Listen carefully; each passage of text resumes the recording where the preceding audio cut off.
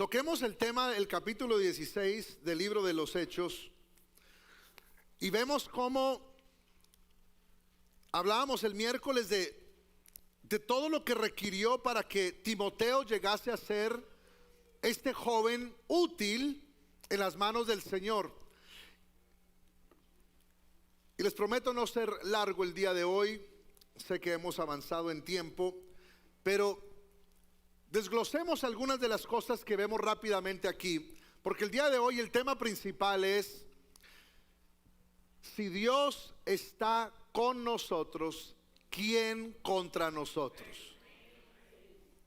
Si Dios está con nosotros, ¿quién contra nosotros?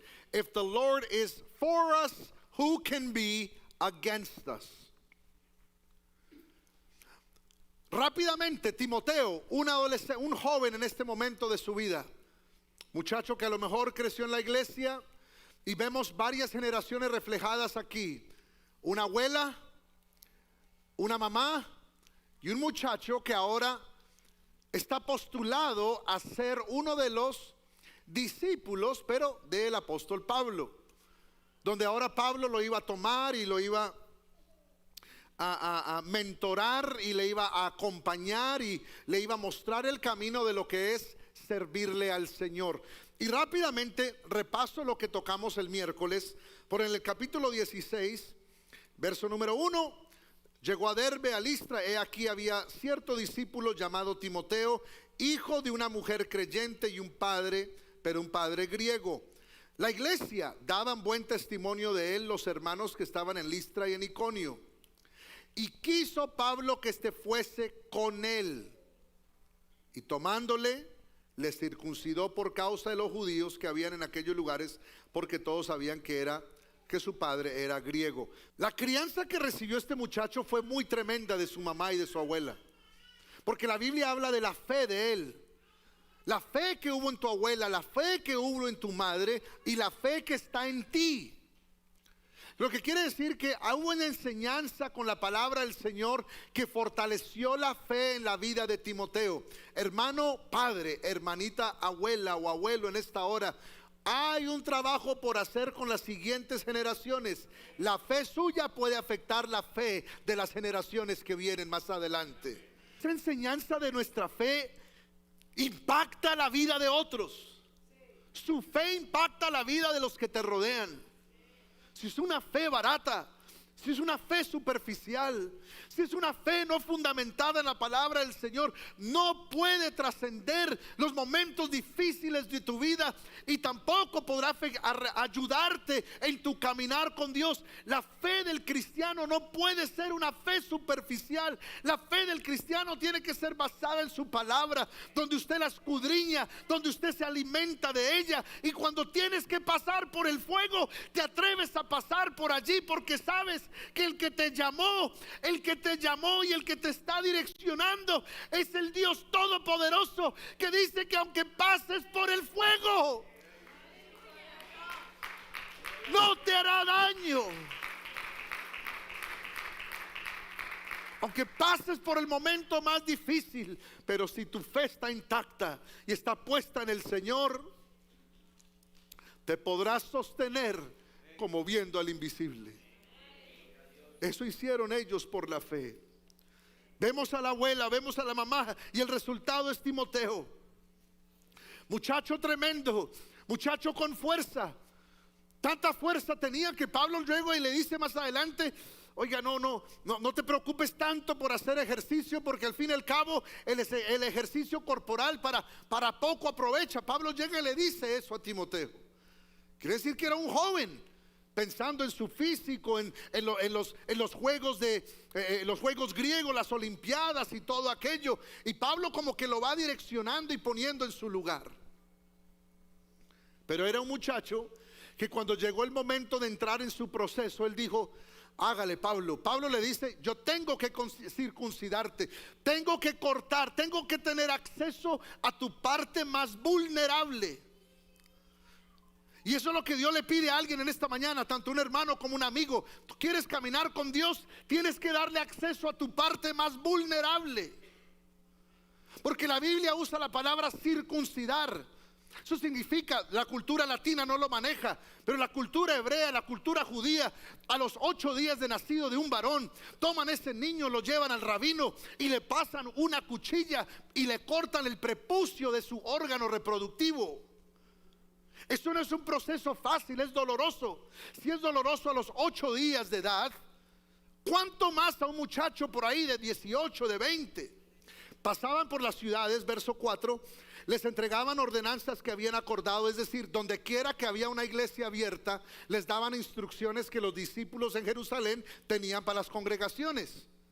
Y eso es lo que hacemos nosotros acá en Hartford, allí en Waterbury, en todos estos lugares hay instrucciones. Es lo mismo que hemos de hacer en Nueva Zelanda, ir a organizar lugares en diferentes ciudades, dar unas instrucciones y vamos para adelante. Y cuando uno hace esto, mire lo que dice la palabra del Señor en el verso número 5. Y así las iglesias eran confirmadas ¿en qué? No en la plata. Hermano y amigo, aquí esto no funciona buscando plata. Uno no viene a la iglesia buscando plata. Uno viene a la iglesia buscando fortalecer su fe. Porque la fe en el Señor Jesucristo, esa es la que mueve montañas. Esa es la que te abre puertas. Y claro, detrás de alguna de esas puertas hay por ahí su platica, hay por ahí su negocio, hay por ahí algo. Pero no esa es la prioridad. La prioridad es fortalecer la fe. Y dice la Biblia que ellos eran fortalecidos en la fe. Y mire el resultado. Cuando la congregación de Ansonia siga fortaleciéndose en la fe, mire lo que sucede. Y crecían en número cada día. Por eso, hermano, usted tiene que fortalecerse en la fe. Porque la iglesia, para que crezca, la iglesia tiene que ser una iglesia llena de fe. ¿Cómo usted va a orar por mí? ¿Cómo va a orar por nosotros? Señor, ayúdalos. Pero usted no tiene fe. No ore. No pierda su tiempo. ¿Cómo va a orar por nosotros? Ay, yo lo quiero tanto, el hermano Gerson, la hermana Andrea, los quiero tanto y se nos van tan queridos. ¿De qué nos sirve sus palabras? Más nos sirve su oración respaldada de fe. Porque la fe es la que mueve montañas. La fe es la que nos permite a nosotros ver cosas poderosas de parte de Dios. Porque al que cree todo le es posible. Pero si usted se llena de fe, se mete en la palabra, se mete en el Señor, se fortalece en la fe y ahora sí ora por nosotros, hágale. Todos los días, mande algo en dirección nuestra. Mande algo, mande una oración. Y si quiere nos saluda por cel también, pero haga algo.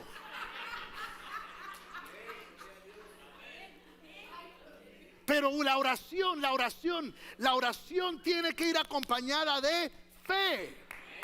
De fe tiene que ir acompañada la oración. Y eso es lo que usted empieza a ver en estos primeros versos. Pero a mí me llama la atención algo más adelante. Los próximos versículos del 6 al 10 es una instrucción que Dios le da al apóstol Pablo. Pablo quería ir a predicar a cierto lugar. Y el Señor le muestra, por ahí no es. Dice la Biblia que no le fue permitido.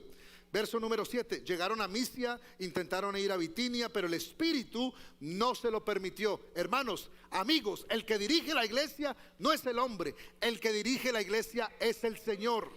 Entonces el 6 al 10, el Señor le muestra a dónde no ir y luego le dice a dónde ir. Y terminan yendo en el verso número 10, cuando vio la visión, inmediatamente procuraron partir para Macedonia. Salen de allí, se procuran ir hacia Macedonia, pero mire lo que le pasa en el verso número 11. Viendo hacia allá, en el verso número 13, un día de reposo salimos fuera de la puerta junto al río donde solía hacerse la oración. Y sentándonos hablamos a las mujeres que se habían reunido. Entonces una mujer llamada Lidia, vendedora de púrpura de la ciudad de Tiatira, que adoraba a Dios, estaba oyendo. Y el Señor, ¿qué hizo el Señor? ¿Qué hizo el Señor? Amigo que estás aquí en esta mañana, pídele a Dios que te abra el corazón. Que lo que tú no entiendes, dígale a Dios, ábreme tú el entendimiento. porque tengo tanta información aquí metida, pero si tú me abres el corazón, si tú me abres el entendimiento, podré comprender tus palabras. Y Dios lo hace. Lo hizo con esta mujer, una mujer emprendedora. Tenía su negocio. Vendía púrpura. Era de las cosas más caras, de los colores y el trabajo con las telas más caros en ese entonces. Tenía que ver con la realeza y todo ese tipo de negocio y de emprendimiento. Pero Dios le toca el corazón. Ella entiende y dice el verso 15: y cuando fue bautizada, su familia le rogó diciendo: si habéis juzgado que yo sea fiel al Señor, entra a mi casa, quédate. Y nos obligó a quedarnos. O sea que Pablo ya va por buen camino. Listo, entiendo que ahora esta mujer es la que Dios quería tratar con ella. Por eso, mi hermano, Dios no los dejó pasar a Asia. Tenían que ir hacia Macedonia, pero en el proceso tenían que tener una visita con esta mujer. Y la mujer y su casa fueron salvas. Si usted, que crece en la fe, que abre su oído a la voz y a la dirección de Dios, puede que Dios uno de estos días vea, te mueva el plan. No vayas a tal lugar, ve a este otro. No visites tal familia, visita tal otra. Y empieza Dios a direccionar tu vida, dirigir tus pasos. ¿Para qué? Para que Él te use a favor de otros. Le pasa a esta familia. Y entonces en el verso número 16 salen de ahí. Y ahora sí se pone bueno el asunto, porque salen por allí yendo. Mientras iban en oración, les sale una mujer que tenía un espíritu de adivinación, y la cual daba gran ganancia a sus amos adivinando. Y esta, siguiendo a Pablo y a nosotros, daba voces diciendo: estos hombres son siervos del Dios Altísimo, quienes os anuncian el camino de salvación. Y lo empezó a hacer y lo empezó a repetir y lo decía. Y a Pablo no le gustaba esta publicidad. No le gustaba esto que estaba diciendo esta muchacha, porque dentro de ella había un espíritu de adivinación. Había algo que no provenía de Dios. Amigo y familia latina, que nos gusta allí que la botánica tal, que la agüita tal, que la mata de sábila tal, tanta cosita. La adivinación no es de Dios. Así le lean las cartas, el chocolate, lo que sea a la mano, eso no es de Dios.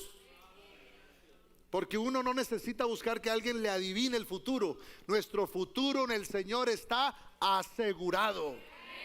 Está asegurado nuestro futuro. Lo que necesito es en fe aferrarme a su mano. Eso es que es más fácil ir a donde el curandero, al de la botánica. Léame la manito ahí que sí, juegue los números 7, 11, 13, 14, 15. No agarre por aquí, esta relación no le sirve. Y la persona sale, se come el cuento y cree que su vida ahí va bien.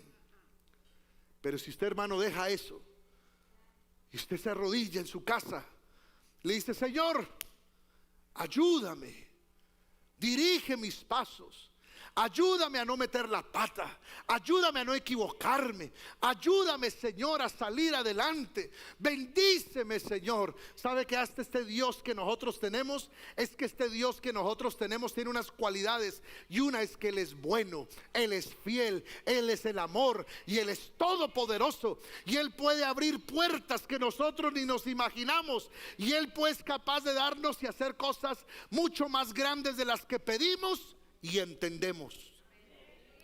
Ese es el Dios que predica esta iglesia. Ese es el Dios de la Biblia y su nombre es Jesucristo. Y dice la Biblia en el 18: esto lo hacía por muchos días, le desagradó a Pablo, y Pablo le dice en un momentico, le digo: en el nombre de Jesucristo te mando a que salgas de ella. Inmediatamente quedó libre, porque estas señales seguirán a los que creen en mi nombre. En mi nombre echarán fuera demonios. ¿Sabe qué necesita la iglesia para hacer esa operación? Fe. Fe. Uno, para lidiar con esa parte espiritual, necesita fe. Hoy en día hay muchas iglesias grandes, con grandes programas y todo aquello, pero viene la persona atada, amarrada, habiéndole hecho tantas cosas y no encuentra libertad, porque hay una buena producción, pero si no hay fe, no hay nada. Usted le podrá hablar a alguien muy bonito del Señor, le podrá explicar todo Tito, pero si usted no tiene fe, no se lo puede transmitir. Si usted no tiene fe, no le puede llegar a donde tiene que llegar. Pero cuando una persona con fe habla una palabra, le penetra el corazón. De la fe yo tengo que ponerme en espacios donde yo renuncio a mi incredulidad, donde hago ejercicios que fortalecen mi confianza en Dios y debilitan la confianza en mí mismo. Y por eso escudriño la Biblia, por eso escucho el sermón, por eso vengo y oro, por eso ayuno. Pero ahora estos hombres que se enriquecían por la adivinanza que manejaba esta muchacha en el verso 19, perdieron la platica y agarraron a Pablo y agarraron a Silas. ¿Y qué hicieron ellos? Los metieron en la cárcel después de haberles azotado y los metieron en el calabozo más adentro. Pastor, pero ellos querían ir a Asia y el Señor los movió para Macedonia, y qué bueno que la mujer de Lidia de Púrpura, allá fue una experiencia bonita, pero ahora ¿por qué tienen que pasar por la cárcel? Se equivocó Dios. Uno a veces piensa que cuando le pasan cosas malas, se equivocó Dios. No, lo que pasa es que Dios está fortaleciendo su fe para que usted le crea en las buenas y le crea en las malas. Pero usted ve a Pablo. Por eso Pablo no es cualquier hombre en la Biblia. Es un hombre que es capaz de enfrentar estas circunstancias. Metido en el calabozo, atado de pies y de manos. Y en el verso 25, léalo conmigo, por favor, póngamelo allí en el 25. A la medianoche, mientras usted y yo estábamos durmiendo en nuestra propia casa, ahí, con la boca abierta, con el pie aquí, con el brazo aquí, estos hombres encarcelados, miren lo que dice la Biblia, cantaban y oraban, y los presos los oían. Yo no sé de usted, pero a mí a veces me da como una cosita, yo que me retengo, pero si usted no es capaz de expresar en su oración, si usted no es capaz de vocalizarla, si usted no es capaz de expresarla de tal manera que impacte la vida de otro, que otro te escuche orar, aquí en el culto, aquí en un lugar o allá en tu casa, a veces es difícil, alguien dirá me da pena. Pero es que la oración de uno puede afectar la vida de otro. Y en medio de su dificultad a medianoche, cantaban y oraban. Y no era, bueno, Señor, tú sabes que aquí estamos en la cárcel. Señor, usted sabe este asunto. Bueno, haga algo, Señor. Esa vocecita ahí, esa voz de incredulidad. Es una vocecita de incredulidad. Pero usted ve en la Biblia que cantaban y oraban y los presos los oían. ¿Sabe qué tiene que oír tu voz y tu canto? Los presos que están alrededor de tu vida, tu familia, tus amigos. Ellos tienen que escuchar tu voz, porque los que están presos son ellos. Usted y yo, por la gracia de Dios, somos libres. Somos libres. Pero tú no podrás levantar tu voz si tú no tienes fe. Si tú no tienes fe, no puedes abrir tu boca. Si no tienes fe, no puedes levantar las manos. Y por algo dice el escritor que cuando usted pida, no dude. Pero si usted pide con fe, todo le es posible. Están en la cárcel después de haberlos azotado. Pero dice el verso número 26, sobrevino de repente un gran terremoto de tal manera que los cimientos de la cárcel se sacudían. y al instante se abrieron todas las puertas y las cadenas de todos se soltaron. Hermanos de Ansonia, hay que orar y hay que llenarnos de fe, porque se van a caer unas cadenas por aquí cerca.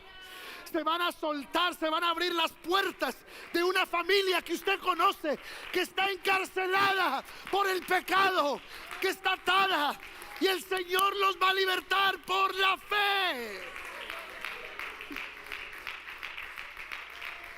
No piense más: ese vecino mío nunca se va a convertir. No piense más: ese hijo mío nunca se va a arrepentir. No piense más: esa familia, ese vecino y ese familiar nunca se va a arrepentir. Empiece a orar, empiece a cantar, fortalezca su fe, que las puertas se van a abrir. Las puertas se van a abrir.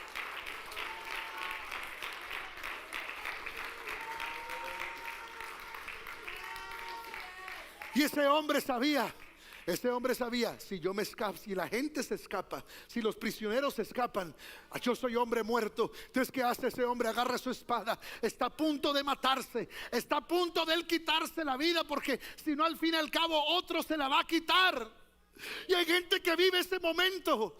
Hay gente que está atravesando eso, al borde de quitarse la vida, pensando que otro se la puede quitar. A lo mejor el hermano David en su testimonio, a lo mejor lo vivió: alguien me va a quitar la mía, me va a quitar la vida. Y alguien puede pensar eso: pues antes de que me la quiten, me la quito yo mismo. Pero aparece Jesús y le dice: no te hagas daño.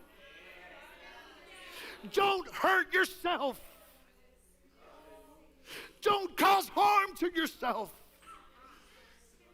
No te dañes, no te maltrates, no te metas esa sustancia a tu cuerpo, no te juntes con esa gente que te va a llevar a la pérdida, a la destrucción. No te hagas daño a ti mismo, le dice el apóstol Pablo. No te hagas ningún mal, pues todos estamos aquí.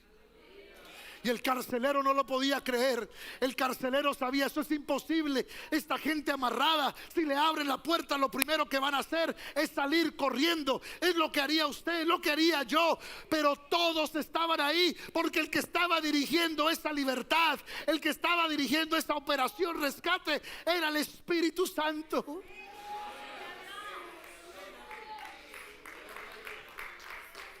Y los dejó ahí quieticos.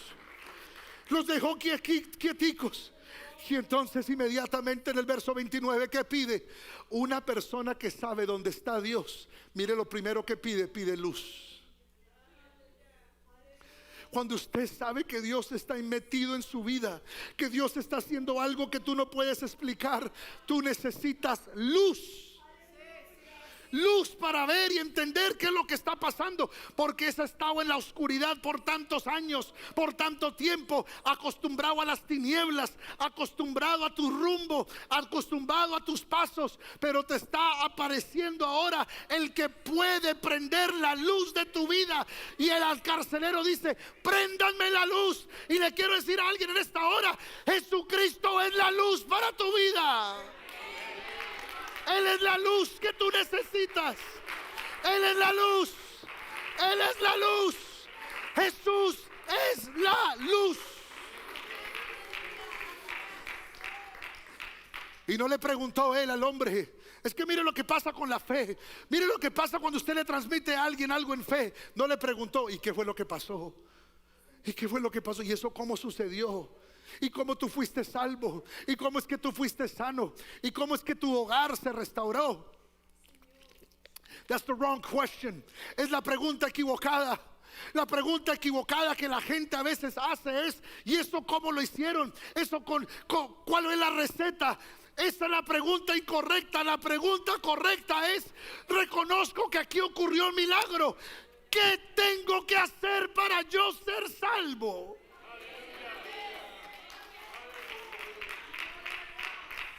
What do I have to do to be saved? a miracle just happened here. It's impossible for the gates to open. It's impossible for the chains to break.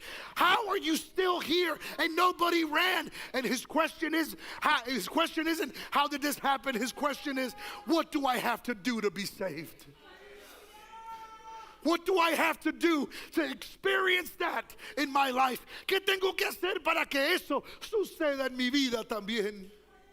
Amigo, estás cerca, estás viendo milagros alrededor tuyo. Estás viendo gente que era de una forma y hoy son otros. No preguntes cómo es que lo hicieron. Hoy la pregunta que le tienes que hacer al Señor es, ¿qué tengo que hacer para yo también ser salvo?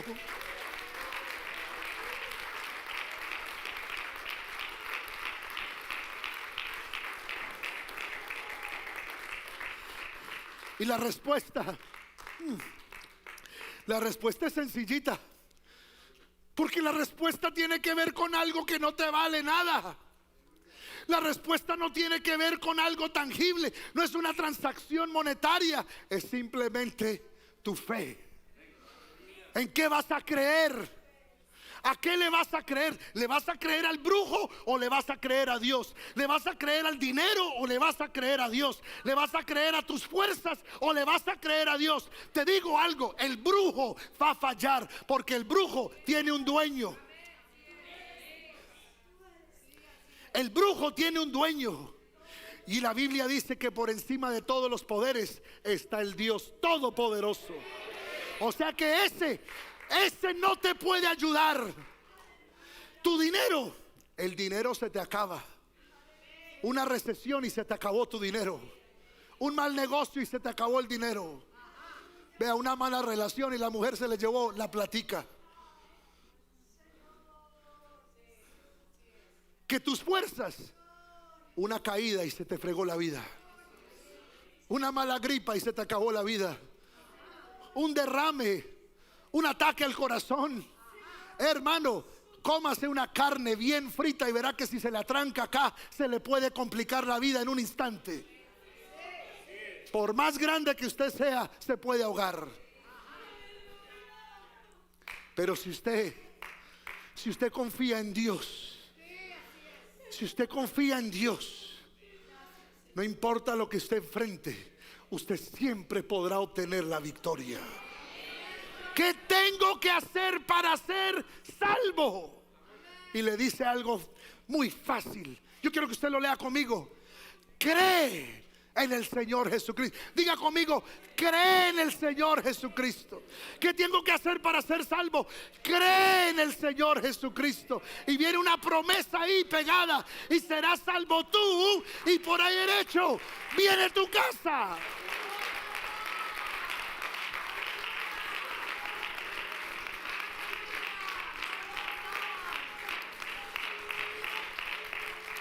Hay gente que quiere tener su familia en la iglesia, pero no lo está viendo, no porque Dios es malo, sino porque Él está esperando que tú crezcas en fe. Que crezcas en fe. Yo le doy gracias a Dios que mi mamá no perdió la fe conmigo. No perdió la fe en el Señor conmigo, porque yo no le di mucha esperanza.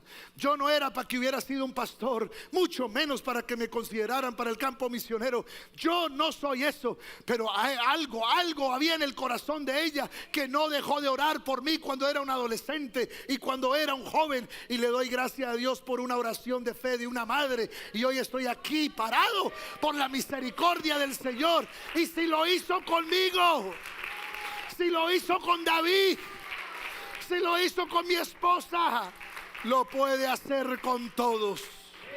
¿Habrá alguien que lo crea, que grite gloria a Dios? Serás salvo tú y tu casa. You will be saved and your family will follow. Pues ¿cómo es eso, pastor? ¿De magia? No. Lo que pasa es que ahora tu vida se vuelve una vida de influencia. Ahora tu vida lleva luz. Y cuando la gente alrededor tuyo te ve, dice, yo quiero un poquito de eso. Porque con lo que recibo en la barra cada fin de semana no me trae luz. Lo que recibo allí en el trabajo, en esa relación, no me trae luz. Pero lo que trae mi primo, lo que trae mi tío, mi sobrina, el esposo, la esposa, Porque hay una niña que llegó a la iglesia, no sé si está por ahí hoy. Llegó solita a la iglesia, yo ni sé cómo llegó. No sé ni cómo llegó, y un día ahí, yo quiero servir en algo. No se había ni bautizado y quiero servir en algo. Salude a la gente ahí en la entrada.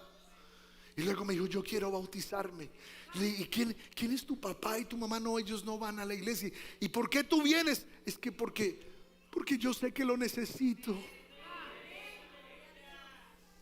Yo sé que lo necesito. Yo sé que lo necesito.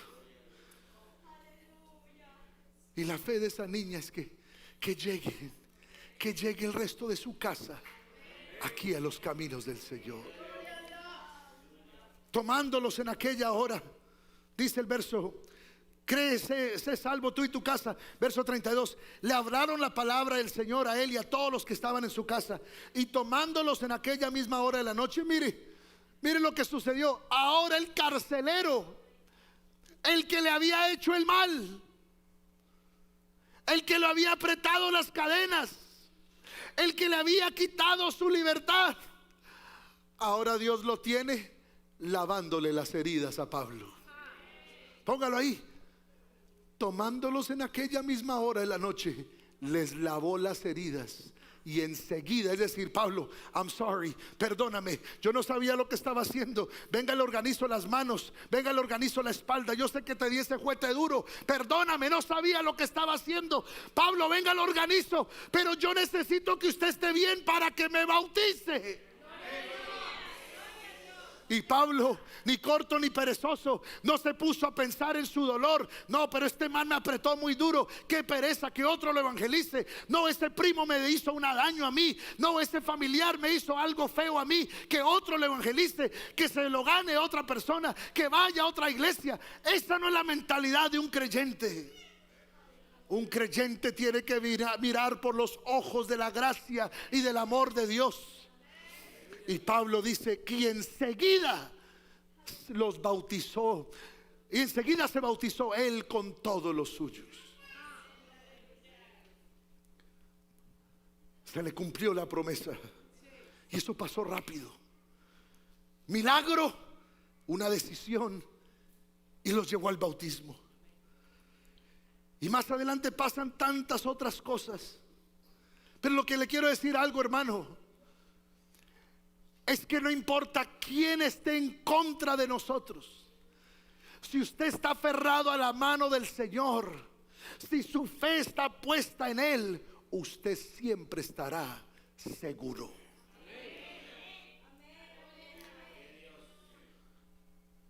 Siempre estará seguro. Porque ninguna arma forjada en contra de la iglesia, en contra del pueblo del Señor, puede prosperar. ¿Habrá alguien aquí que es parte del pueblo del Señor? Y si tú no eres parte del pueblo del Señor, hazme la pregunta hoy. Ven, corre y dime, ¿qué tengo que hacer para ser salvo? Y yo te voy a responder facilito: arrepiéntete y bautízate en el nombre de Jesucristo, y Él va a perdonar tus pecados y te va a llenar del Espíritu Santo y te va a dar poder. Y donde quiera que tú vayas, ahora tú podrás hacer cosas que antes no podías hacer.